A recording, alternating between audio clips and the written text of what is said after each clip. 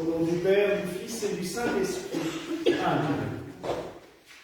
Mes frères et sœurs, j'allais dire, nous sommes entrés dans la période la plus gaie de l'année. Ça se voit au décor, hein. C'est fantastique. Et c'est vrai que déjà quand on le fait, ça marque les esprits. Mais alors je peux vous dire que quand vous arrivez à 8h le matin, le dimanche, vous ouvrez la porte et vous vous retrouvez face à tout ça, ça vous plombe un peu le moral. Mais, d'un autre côté, et vous l'aurez entendu dans les chants et les textes, on exalte encore plus la croix, alors qu'on la voile. C'est tout le mystère de l'Église. On est toujours en anticipation par rapport à ce que l'on vit. Là, on est dans un temps de la passion, dans un temps sinistre, mais d'un autre côté, on chante la croix.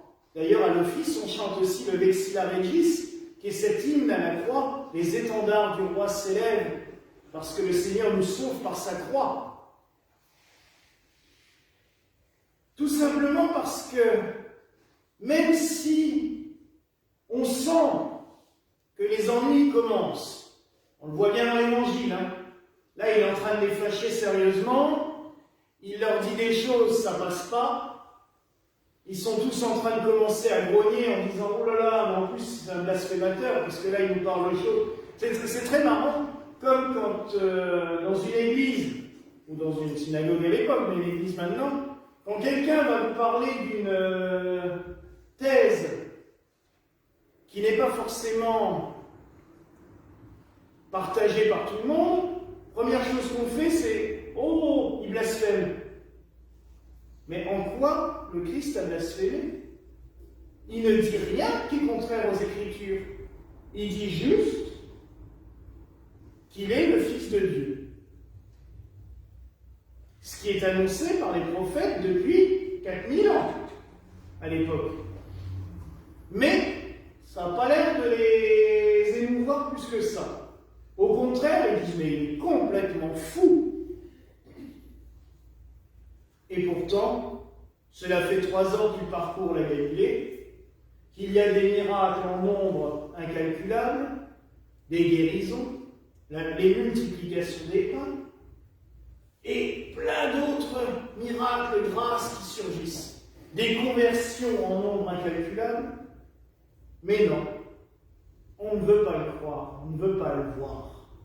Et comme dit le proverbe, il n'y a pas plus aveugle que celui qui n'a pas envie de voir. Et là, c'est exactement ça. Parce que, comme d'habitude, c'est pas comme ça qu'on l'attendait. Ah, mais nous, on nous avait promis un Messie, on s'attendait à ce qu'il vienne avec des légions d'anges, qui détruisent tous les Romains qui occupent Israël, qui détruisent Hérode et ses trucs. Ouais, un vrai roi, j'allais dire un roi qui en impose. Et qu'est-ce qu'on a?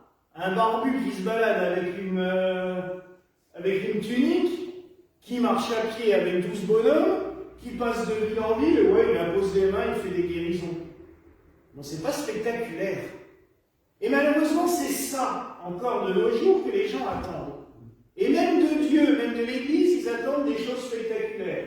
Alors c'est pour ça que certains courent peut-être dans des communautés où on hurle pendant le culte, guéris, lève-toi. Mais c'est pas ça. Moi, quelqu'un qui va se lever 2 minutes et qui va se rasseoir après, parce il s'est levé par la force des nerfs, hein, quand on vous gueule dessus pendant 2 heures, au bout d'un moment, on peut réagir. Mais le Christ n'est pas venu pour ça. Lui, il est venu pour une guérison intérieure, sur le long terme. Il se fait arriver avec ses légions d'anges, bon, ça aurait fait son effet. Mais vous savez très bien que dans la mentalité des gens, le spectaculaire, ça ne dure pas longtemps. Puis tout d'un coup, pouf, fini. Ils n'existent plus. On passe à autre chose. Et là, Jésus n'est pas venu pour ça. Lui, il est venu pour nous faire comprendre la gloire du Père, la gloire du Dieu créateur. Mais pas dans des magnificences et dans des éblouissements spectaculaires, mais juste au fond de nous. Quand il nous dit que par lui, on obtiendra la vie, qu'on ne mourra pas. Eux, les prophètes, c'est vrai qu'ils sont morts, physiquement. Et là, les Juifs, dans l'Évangile, s'arrêtent à ça. Ah ouais, ils sont morts, hein. Mais c'est pas ça. Lui, il vient pour notre vie éternelle, il vient pas juste pour notre vie terrestre. Parce que franchement, pour le peu que ça dure, c'est quoi 80 ans, 90 ans sur une éternité? Alors pour nous, quand on est vivant, c'est long des fois. On se dit bon, pourvu que ça finisse. Mais par rapport à l'éternité, c'est un feu de paille, ça. Et là, lui, il vient, il nous parle d'éternité. Il nous parle d'aller loin, très loin. Vous savez, il y a le proverbe qui dit qui veut aller loin ménage sa monture. La preuve qu'il faut toujours faire preuve de patience dans nos vies. Et je peux vous dire qu'en ce moment, j'en ai pas du tout. Je vous en parle, mais alors, en ce moment, je ne le suis pas du tout. C'est une catastrophe. Et je me dis, c'est pas possible. On est en plein mois de mars, on prie la prière à Saint-Joseph pour la patience au moins 10 fois par jour. Et pourtant, j'ai l'impression que c'est ce mois-ci où j'en ai encore le moins. Donc, je vous dis ça, mais je vous rassure, hein, vous n'êtes pas tout seul. On a du mal à se projeter sur l'avenir en se disant, mais on travaille sur le long terme. On voudrait tout immédiatement. Mais ça, c'est notre nature humaine qui fait ça. Et là, en fait, Jésus, lui, il les déçoit. Je pense que beaucoup y auraient peut-être cru à un moment donné, en se disant, ah, il va tout casser, ça va être génial. Mais non, c'est pas comme ça qu'il fait. Et on va le voir la semaine prochaine avec les rameaux. Vous savez, ce chamboulement brutal, on passe de la procession des rameaux où on chante sa gloire en tenant les palmes à la main, en proclamant sa victoire, et c'est ce qu'ont fait les gens d'Israël. Et même pas 8 jours après, ils le condamnent à mort. Pourquoi? Parce qu'ils sont déçus, ils ne s'attendaient pas à ça. Ah non, on aurait voulu un sauveur qui casse tout. Non. Il ne casse pas tout, il transforme tout. Tout doucement, petit à petit. J'allais dire, cellule par cellule chez nous. Mais c'est souvent ça. Et mon père spirituel, Père Gall, me disait, tu vois, moi, il avait 96 ans, il m'a dit, tous les jours encore, j'apprends des choses. Et tous les jours encore, j'ai l'impression que le Seigneur me modèle, me change, me purifie. On en revient à la purification du métal. Hein. C'est long pour qu'il l'alliage se fasse et qu'il faille purifier tout doucement. Eh bien, nous c'est pareil. Il y a du boulot. Et donc le Christ, il ne vient pas là pour tout pulvériser. Il vient là pour réparer tranquillement, petit à petit. Quand une maison est en ruine, il y a deux solutions. Soit on casse tout et on reconstruit, au risque d'avoir loupé des trucs en dessous et puis de ne pas voir les fondations qui n'étaient pas bien et que la nouvelle maison s'effondre aussi, ou on restaure patiemment, pierre par pierre, petit à petit, pour refaire du solide. Il y a une différence entre restaurer tranquillement ou restaurer en 8 jours, comme certaines émissions nous montraient à une époque, et généralement ça se recassait la figure aussi vite. Là, c'est ça. Le Christ, lui, il est là pour nous restaurer, mais sur le long terme, tranquillement, paisiblement. Alors, c'est peut-être pas toujours ce qu'on attend. Des fois, on voudrait que ça aille vite. Bon, aussi. Mais il faut prendre le temps. Il faut l'accepter avec lui. Lui, il a pris le temps de faire les choses. Même quitte à se fâcher avec beaucoup de monde. Et là, je sais qu'il s'est mis du monde à l'eau, quand même. Hein. Il faut y arriver quand même à pousser les gens au point qu'ils veulent nous condamner à mort. Hein. Ah, parce qu'il mâchait pas ses mots. Et lui disait ce pourquoi il était là. Il aurait pu faire le consensuel en disant oui, je suis là pour vous aider, ne vous inquiétez pas. Non. Moi, je suis là parce que le Père m'a envoyé. Qui est ton Père? Dieu. Et comment c'est possible? Parce que c'est comme ça. Ah bah oui, forcément. Mais c'est vrai. Le message du Christ, il ne se transforme pas, il ne se modifie pas, il ne s'adapte pas aux gens. Souvent on essaie de... Oui, mais tu sais, le message du Christ, ah mais tu sais, il s'adapte bien avec telle croyance ou telle croyance ou telle croyance. Non, le Christ, il est là. Pas pour détruire ce qui existait, il a dit lui-même. Je ne suis pas là pour détruire ce qu'il y avait avant. Je suis là pour l'accomplir. Mais tout ce que je vous demande, c'est de croire en moi. Si vous ne croyez pas en moi, je ne peux rien faire. Et c'est vrai, on le sait bien. Et on le voit des fois ceux qui viennent demander des prières ici, mais qui ne changent rien à leurs habitudes, qui ne changent rien à leurs croyances, qui viennent là presque en se disant bon, un petit truc en plus, ça ne va pas faire de mal. Mais 2-3 mois après, on les a au téléphone, et ça ne va pas mieux.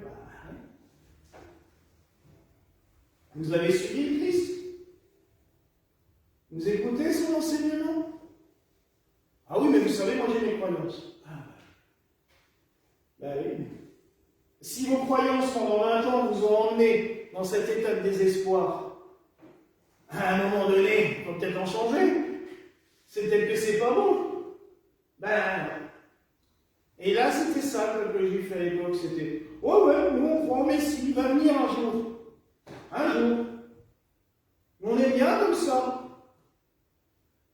Et on ne veut rien changer surtout, surtout nous impose pas. Nous on veut un Messie qui nous sauve, mais sans changement. Gardez notre petite vie tranquille. C'est pas ça. Il n'est pas brutal, il n'est pas méchant, mais il nous demande de nous transformer. Et il nous aide, il nous donne tout pour le faire. Il faut juste se laisser modeler par lui.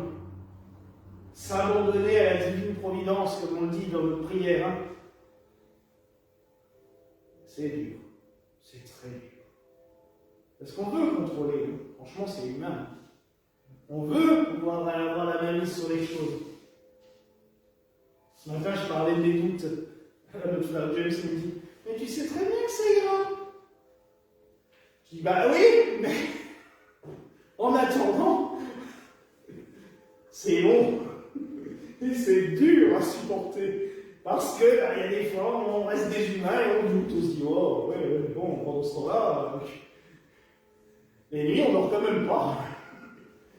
Mais le Seigneur est là, on le sait. Vous savez, s'il a accepté de monter sur la croix, c'est pas pour rien. C'est pas pour rien. C'est pour nous prouver à quel point il nous aime, à quel point il est avec nous. Mais ça, on s'en rend pas compte, on a souvent du mal.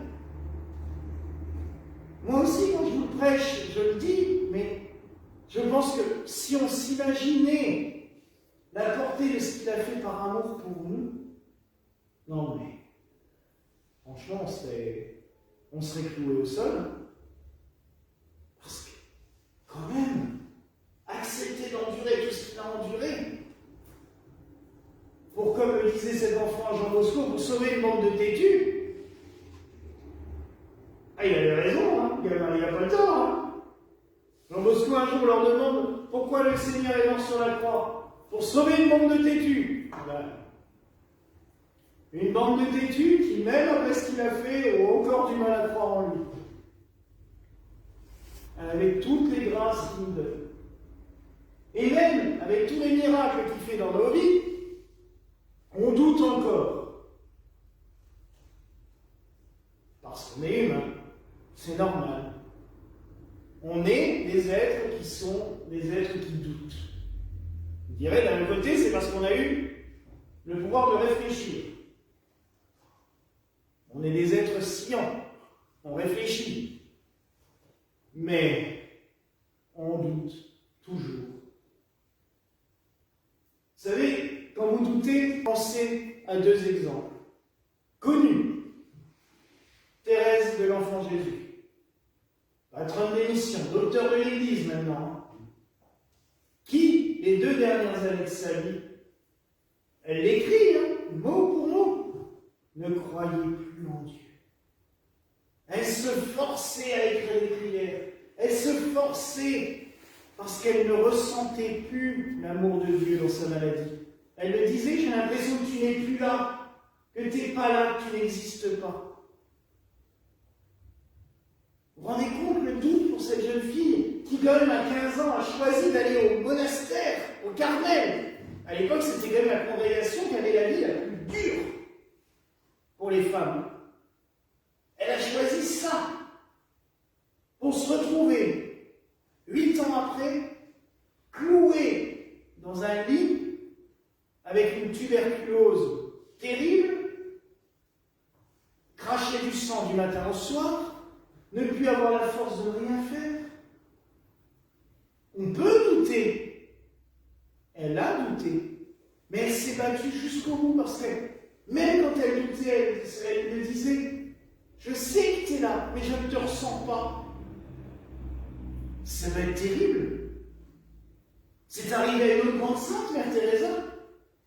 Elle aussi ne croyait plus à certains moments de sa vie.